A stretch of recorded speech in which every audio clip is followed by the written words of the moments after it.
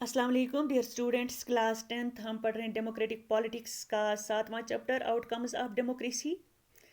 और हमने अब तक इसके 3 एस्पेक्ट्स पढ़े, जैसा कि economic growth and development, reduction of poverty and inequality, accommodation of social diversity.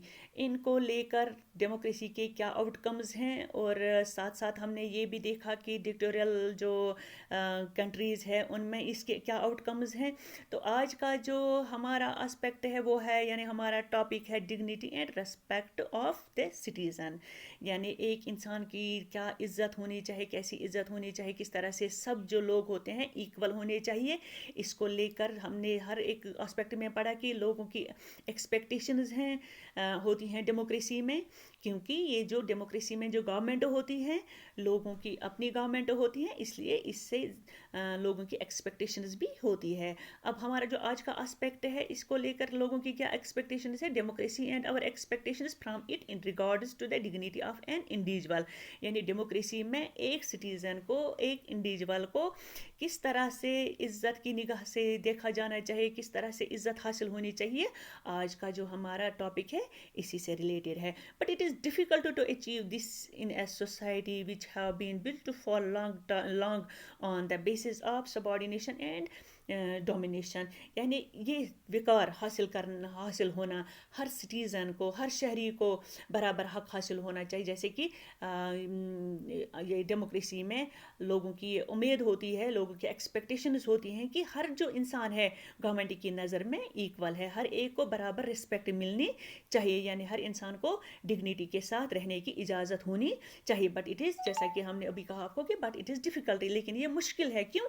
क्योंकि हम अगर हिंदुस्तान की बात करें तो ये हमेशा से एक डेमोक्रेटिक कंट्री नहीं रही है, बल्कि इससे पहले डेमोक्रेसी से पहले यहाँ पर बादशाही निज़ाम था, मोनार्कल सिस्टम था। एक बादशाह हुआ, यानी मोनार्कल सिस्टम में एक बादशाह हुआ करता था, बाकी जो लोग, यानी एक बादशाही निज़ाम जो हुकूमत चलाते, और बाकी जो होते हैं वो सबॉर्डिनेशन था, यानी वो माथा तबका होता था।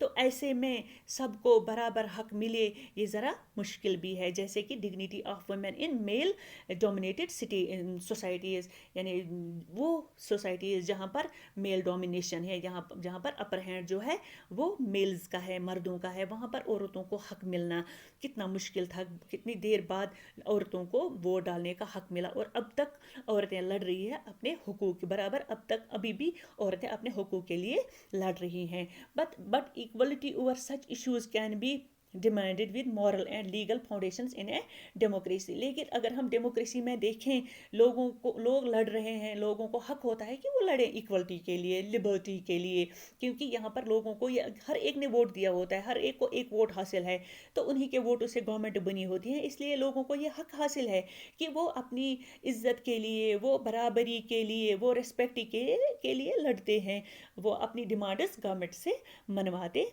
हैं। Most distinctive thing about democracy is that its examination never gets over। और डेमोक्रेसी की अगर हम बात करें तो इसका एग्ज़ाम कभी ख़त्म नहीं हो, इसका इम्तिहान कभी ख़त्म नहीं होता है। क्यों? People will always come up with more expectations and complaints in a democracy. क्योंकि डेमोक्रेसी में लोग, अगर एक प्रॉब्लम हल होती है तो दूसरी प्रॉब्लम लेकर आते हैं, एक डिमांड हल होती है तो दूसरी, एक डिमांड को अगर पूरा किया जाता है तो दूसरी डिमांड लेकर आते हैं। लेकिन complaining people are itself a testimony to that success of democracy. लोग अगर डिमांड्स लेकर आ रहे हैं, लोग अगर अपनी शिकायतें लेकर आ रहे हैं गवर्नमेंट के पास, तो ये गवर्नमेंट का फेलियर नहीं है, बल्कि ये गवर्नमेंट की सक्सेस है। क्योंकि लोगों को इससे ऐसा लगता है, इससे ये पता चलता है कि लोगों को आज़ादी है बोलने की, लोगों को हक इख्तियार हासिल है, लोगों को इख्तियारात हैं कि वो गवर्नमेंट के पास आएँ, अपनी डिमांड्स मनवाएं।